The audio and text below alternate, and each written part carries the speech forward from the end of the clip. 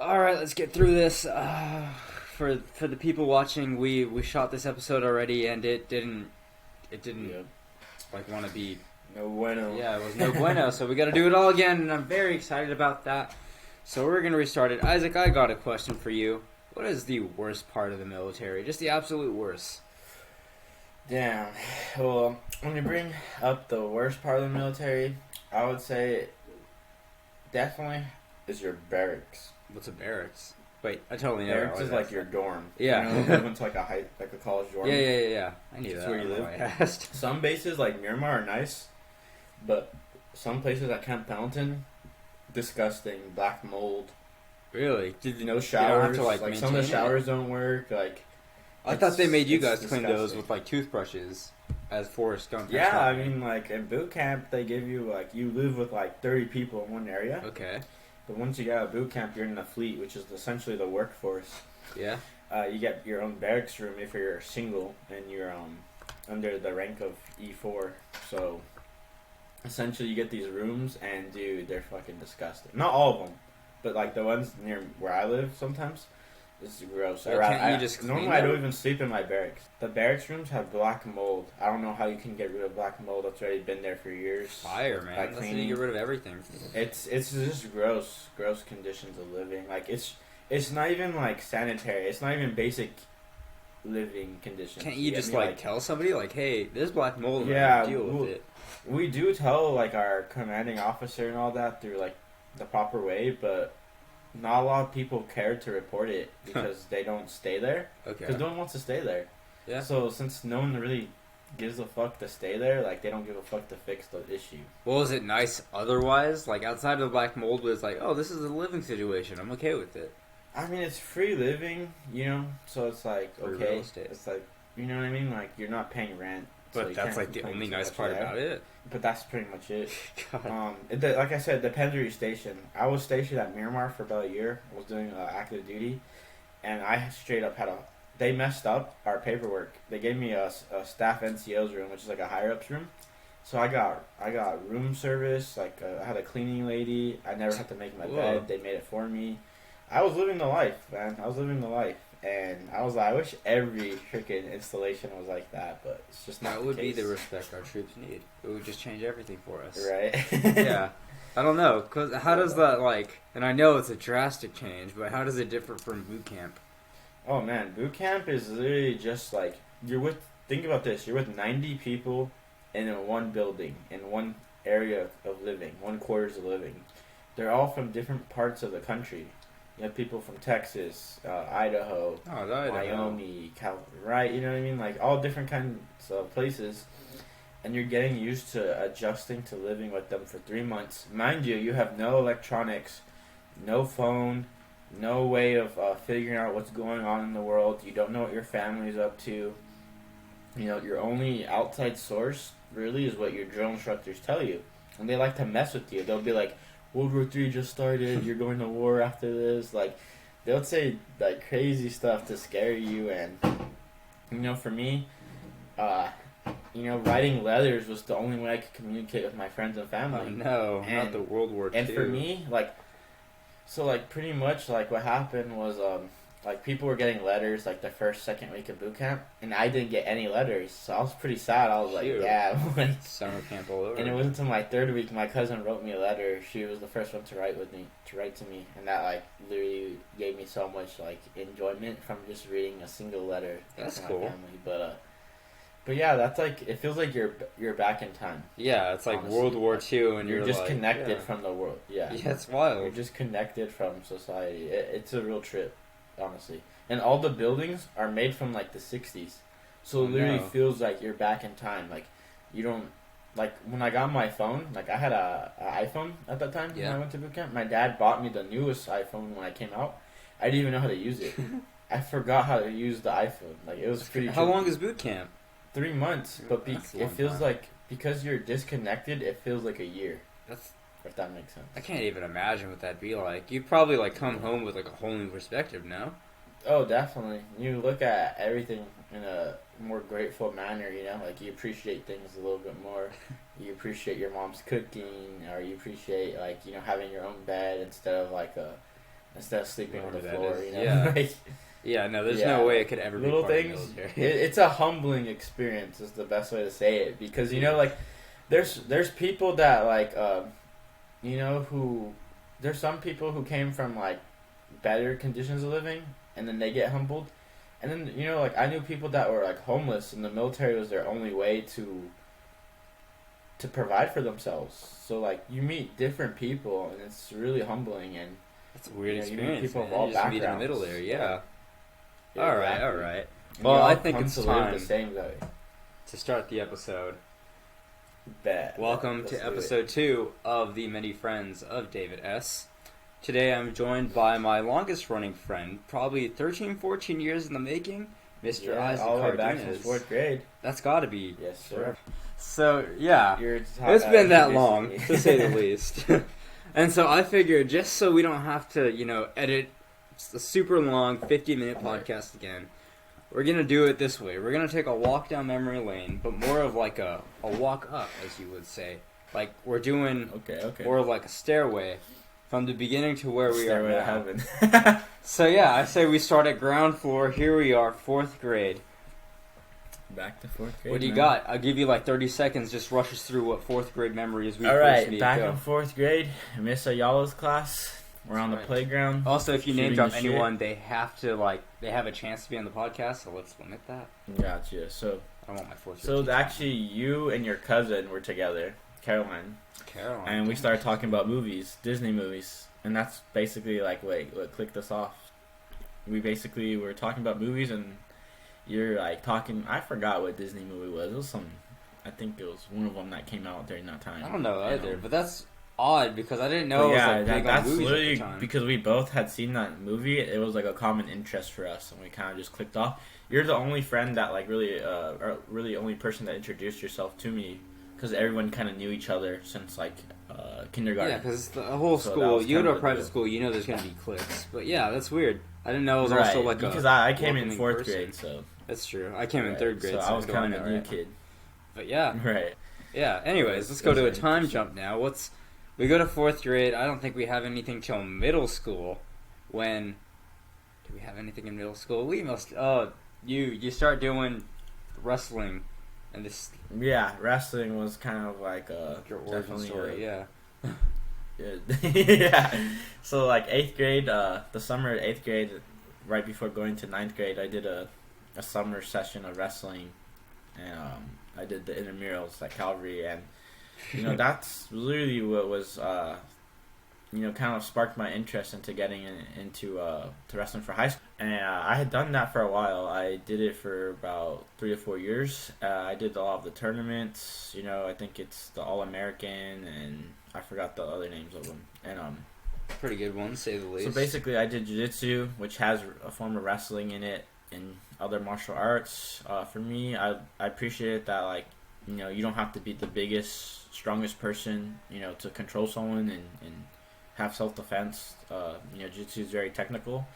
So, coming from that background, I was invited to do their special program where, they compete. And, me being a rookie, I had only done it for a couple months. They saw potential in me when I didn't see it in myself. And, I started doing that program on the weekends, and I would go to tournaments.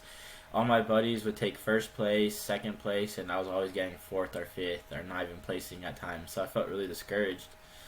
And then it wasn't until towards the end where I started placing 1st place, and I built that confidence. And, it really gave me, like, hope, to do better and to want to succeed in something. Because Yeah. I've done baseball, I've done basketball. I have a lot of respect for those sports, but for me, it's like you're relying on a team. You could be the best player, but if your team isn't there, you're not going to make it far. No, you're totally right. And it's weird because you said that intramurals got you interested in normal wrestling. For me, it was the opposite because I Right. did a day of intramurals. I got like punched in the face, which isn't a thing that happens in wrestling. So I was like, oh, I'm never going to Yeah, do it this in doesn't. high school. And then I say we progressed to the next step up, which is high school. When we went to wrestling, that was for sure a thing that happened. Right. Because I was peer pressured by all my friends to join. And you were already there. You were like, as you said, you like had been through all this practice. So this is like, Right. I think you won undefeated your first year, correct? Yeah, so like my eighth grade freshman year, I had done wrestling over the summer, and I did the JV because I was only an eighth grader, and some of those kids are ninth graders or in high school already. So I was like, it's my first year wrestling, and I went undefeated that whole Jeez, dude. season. We had mentioned yesterday that like practicing for wrestling is like a Buddhist way of finding their enlightenment. So how would you compare, or not even compare, but how would you explain like this whole losing weight process and practicing for like one tournament a week, every week, to someone who hasn't wrestled like before? every week was seen as like a showdown, like in the sense that it's like you have this week to prepare for every weekend tournament. Every day counts, every second counts. Isn't that what right? you eat matters. Because you have to make it a lifestyle. So you have to, you have to make it a lifestyle. You have to be disciplined, and that's a hard thing to do in high school when you're not very disciplined. I wasn't a very disciplined. I wasn't until I myself. took wrestling. I can say that for sure. Right. Wrestling developed like that sense of character because you're holding yourself accountable when no one else is there around you. Yeah. So you're learning a sense of integrity. You're learning a sense of dependability that you're going to make, that your coach can depend on you to make weight. Oh yeah. Absolutely. It's not to diss on other sports. Like I said, I enjoy watching baseball, basketball, football, all those sports. They're great sports.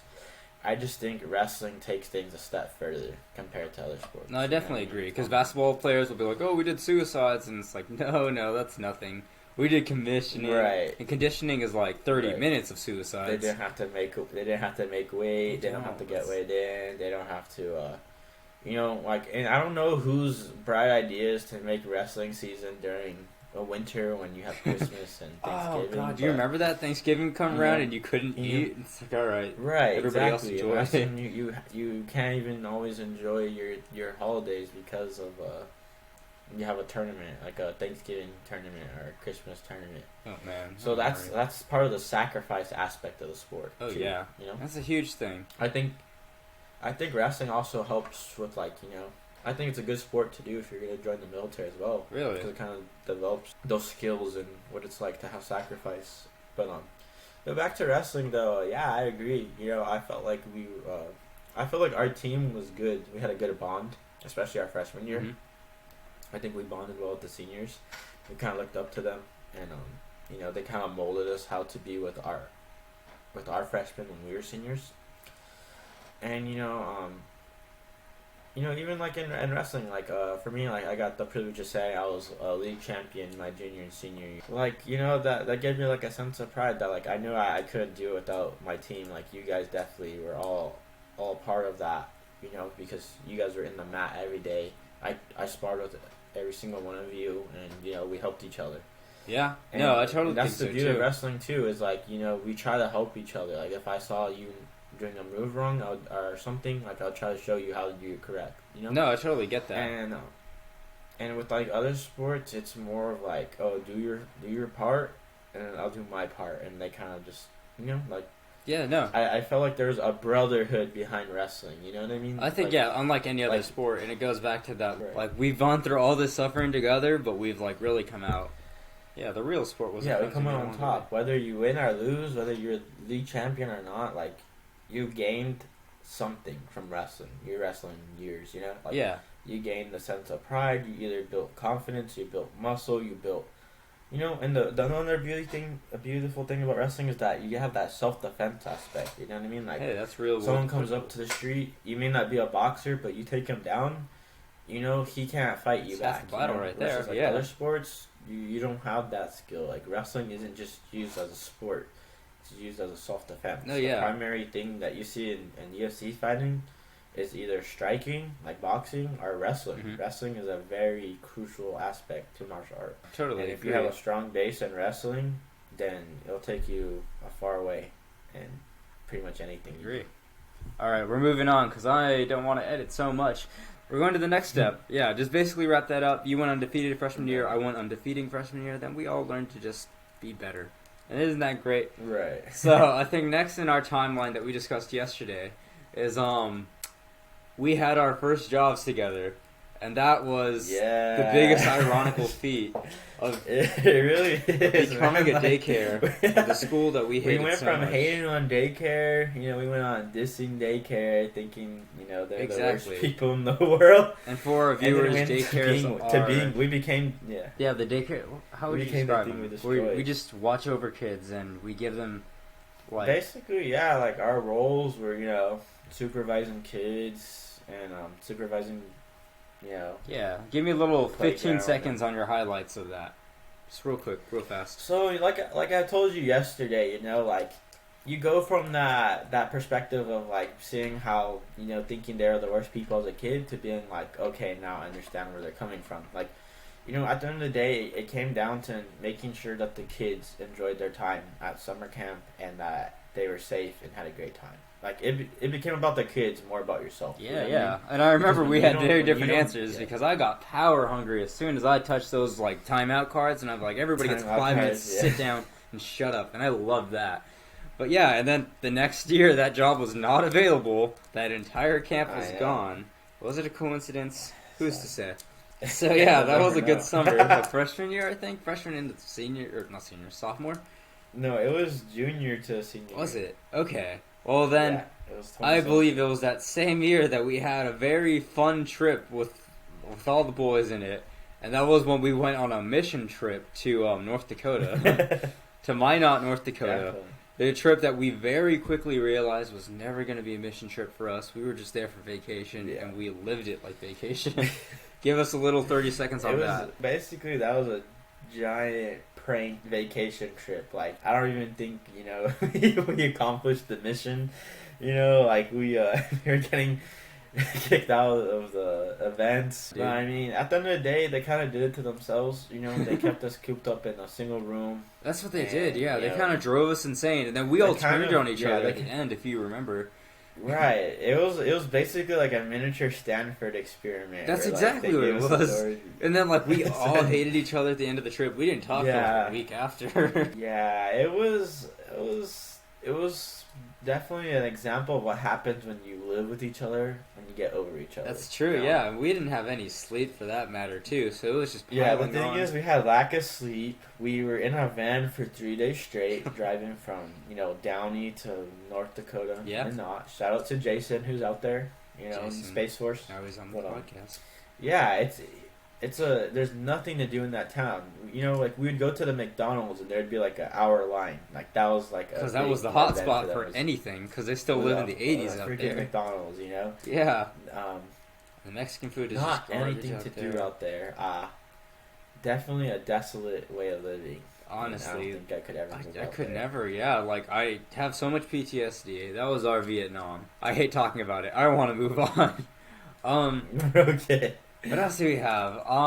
So we have that. We went there. That's really what we have. And then after high school, you move on to the military. I go to college, and Definitely. yeah, we've already heard your little bits of your hatred to the barracks, and Yeah, I think you ask any service member about the barracks and they'll tell you like they'd rather be. yeah, I was rather get move attacked out. for asking. But yeah, where can we go next? I think we leads us to modern day. We run sometimes, which is fun because we can say, which a lot of people Yeah. watching this can't say, they get to run on the beach daily, which is oh my Oh yeah, god, we what get a to view. enjoy Sunset Beach and Huntington Beach on some nice 2-mile runs. 2-mile runs. I've been trying to get to like the M&M thing where I go 8 miles just so I can say that I'm Oh, doing wow. that. Hey, you can get there, man. Just God, like I said, don't day by want to, day. though. Take it. I really Yeah, it's don't. definitely something you gotta develop your endurance with by God, it's just how forcing yourself to go. How out long there should every that day, take? so. Do you know? I don't know. I can't say. I think it varies person to person. It's honestly how bad you want it, how bad you want to get to that 8-mile mark. You gotta push yourself, and if you do it every day, you'll get there a lot sooner than if you do it a lot less, obviously. So. Yeah, I don't want it that And- bad. I've changed my mind. Do you have a most treasured physical possession? Yeah, probably my car. Your car? Tell us about your car. Yeah. What is it? So I have a 2016 Ford Mustang, which I've taken to Saline, which is an automotive group based out of Corona. So I took it there, and I'm getting some work done. Got the aesthetics done, the grill, bumper, back decklet plate. Internals like internal modifications. I got in 373 racing gears into the rear differential, which just basically means it has like faster gears. So it helps from shifting to first gear, which basically means it's going to be a lot quicker. That's what we want in our Mustangs. On top of that, I have a cold air intake, which adds about 20 horses from, what's it called? Cold air intake from K&N Filters. They're a good corporation that makes air filters for your car. So I love that thing. I probably dumped around $4,000 into her.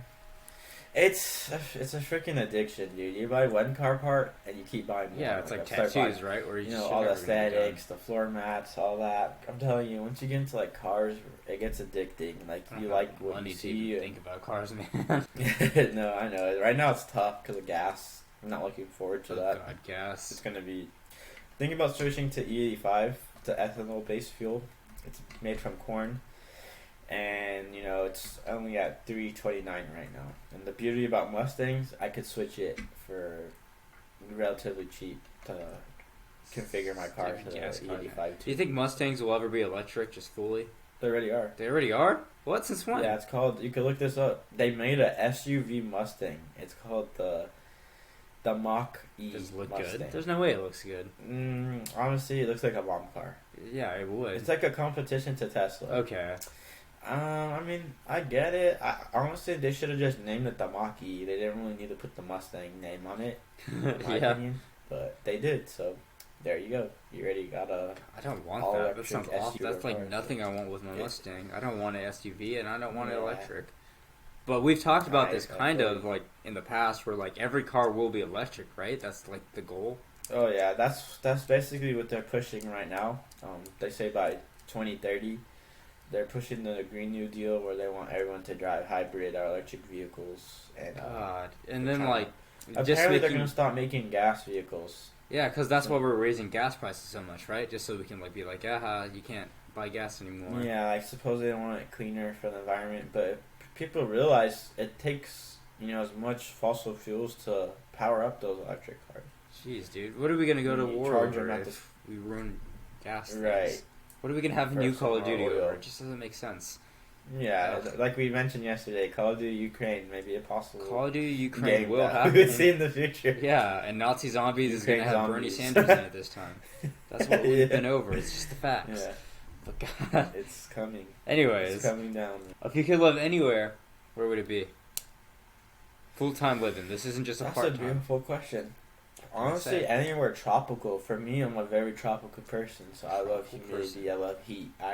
If it's tropical, I'll be there. So I wouldn't honestly like. A lot of people ask me what state I would live in. I have lived in the state of Florida for about six months, I believe, and it was a little bit northern, so it was a bit colder. But no, I enjoyed the weather, so I wouldn't mind moving to Miami or anywhere that's of that sort. You would put up with everything in Miami just for the tropical living, like an alligator, or like I heard there's anacondas that live there.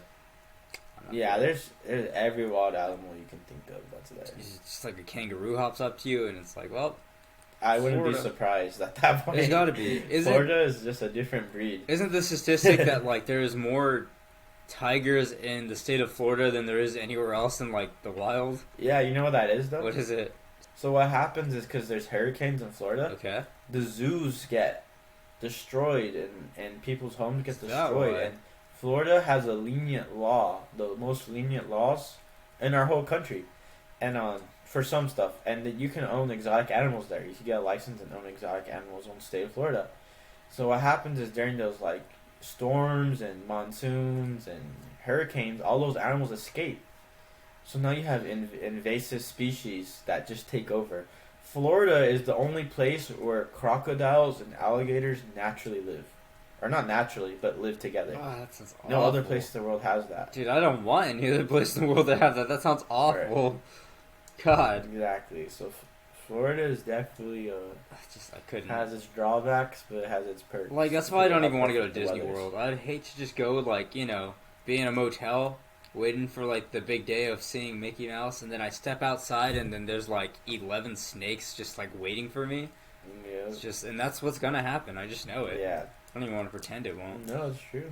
You might see one at the park too. For real, dude. They'd be like, oh, this isn't even like, what is it called, Mm. Magic Kingdom? It's not a Magic Kingdom, but Yeah, this isn't even a prop. This is here's a real snake. elephant that just walks around. We can't get him to stop. So I would never go to Florida. Just bottom line that. Yeah. Just never. Let's give you this next big question here. What is a video game that changed your life? If there Well, you already is know the one. answer to this one. I- Call of Duty Call of for Duty. sure. Well, which one changed your life? There's 30. I definitely fucked with World at War. Well, that war. I think that's one of their best Call of Duties they ever made. Well, what made it so Just because life-changing? they added so much realism to the game. It's one of the goriest Call of Duties, so you can see dismemberment. Kind of makes that like more of like a real like you feel like you're like damn, this is what war entails. That's what the zombies Versus just came seeing in the other Call of Duties your guy just drops dead. You're like okay, it's not big. You get so numb to that. You go at World at War and you see like his arm blow off and he's like grabbing his arm. That Jeez, makes I you didn't think know like it did that. damn, people are suffering, And World at War added so much realism in the sense that it's eerie. It has a darkness to the game that no other Call of Duty has done. You know what I mean? You start up World at War and the loading screen is like an opera. That's it's right, like and it's like everybody's like it's lined a real up in their feeling. graves. You're like I've never felt this feeling before. It's very like it gives you the chills. And during that game, the campaign is so strong. Talks about different conflicts with the Eastern campaign between Russia and Germany. During that time, it kind of crazy to bring up Russia, but during that time, the Russians were really understaffed, so they would send the old people to war, the kids to war, the females to war, which wasn't really common. Yeah, that. And on top of that, like there's a part of the war, I think it's the Battle of Stalingrad, where they give one guy gets a rifle, the other guy gets the ammo. So when that guy dies, the other guy picks up his rifle and takes over because they didn't have enough rifles to give out. No kidding. So Jeez, all right. definitely, that game definitely opened your eyes out to like how brutal those wars are and the sacrifice that a lot of our troops gave out to there. So Would you say definitely was because of this game you wanted to become a Marine? Is there any correlation? honestly opposite. I never thought I would become a Marine, to be quite honest with you. I saw how they were.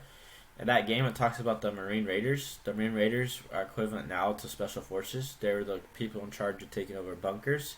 So when it showed you like the Marines, it showed you like a lot of them dying. A lot of them were in the front. So it really kind of was like, damn, like I don't think I have what it takes to do that. You know what I mean? Like, that's a huge sacrifice that they did. And they had that badass reputation. The First Marine Division, and to me it was quite opposite. Actually, I was like, damn, I don't think I could ever become a Marine. Huh. And it wasn't until me having to figure some stuff out later on in life that I was like, okay, this is something I'll consider Whoa. doing. That's huge, dude. Yeah, I wouldn't have thought. I would have thought everybody that plays Call of Duty is like kind of has a mindset like, oh, I could do that. I mean, obviously not me. Right. But unless they enforce No, like man, if gun you game play in the World at real War, world, I there's don't no think way. you'd want to do that, especially when you see like, what they did like back then. They had to go clear bunkers. One guy had to go get a flamethrower and burn out a bunker, like, and then get the chance of it being exploded. You know what I mean? Like, I don't think anyone has what it takes to do that or would want to be the first one to volunteer for that. You know what I mean? So Yeah, no, I totally get that. Definitely. That's a cool perspective. changed I my think opinion.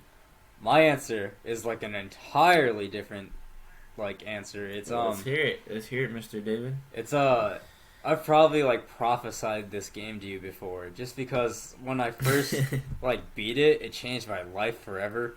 It was called Heavy Rain. I think I have it in this room. Hold up. Yo, I know what you're talking about. Heavy Rain was yes.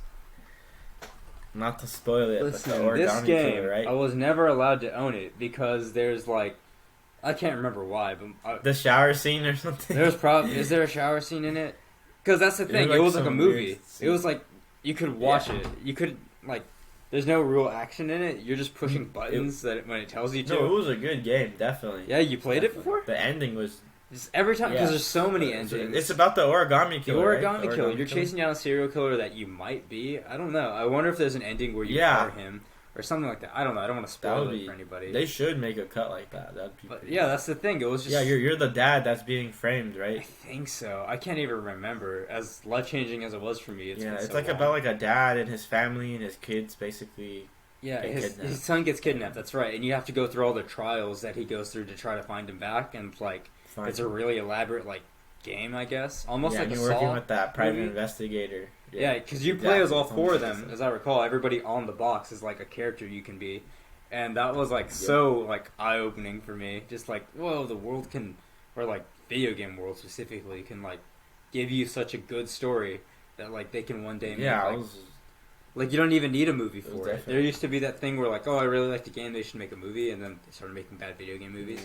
Right, but it really took two. Yeah, it was just like, this is the movie, and I don't know. That's always a game I recommend to people that don't like video games. And it's just like, oh, well, you like movies, right? But yeah, I don't know if it paved the way for other games, but like, imagine how The Last of Us, like, would that have came out? Because that basically could get an Oscar. I think it did. I think it did pave the way to those style of video games because of how revolutionary it was. Because it wasn't just point and shoot on the market. Yeah.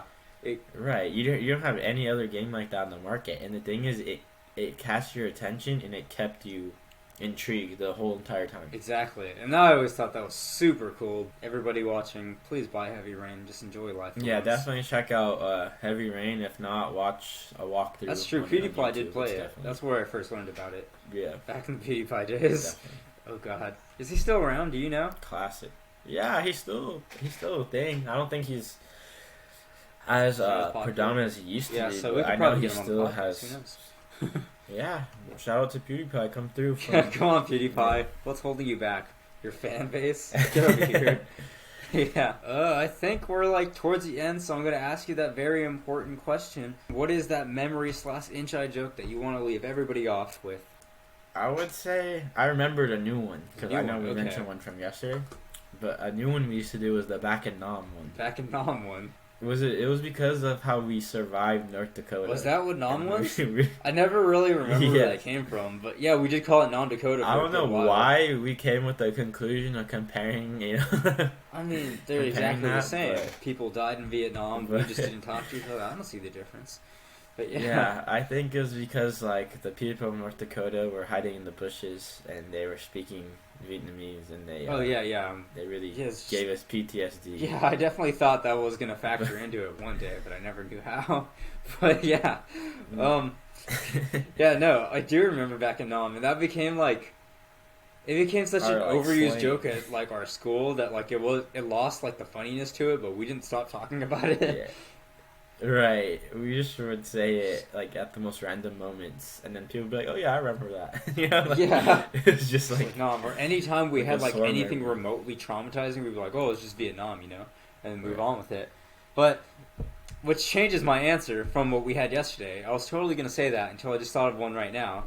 But do you remember when we were part of student body, and somebody had pepper spray? And we wanted to know what it would feel like, and I volunteered to be sprayed in the middle of a meeting. And so I did, and we sprayed like all over my hand, so it was like colored, like a different, like whatever the pepper spray color is, like a bronzish look. And instantly I regretted that.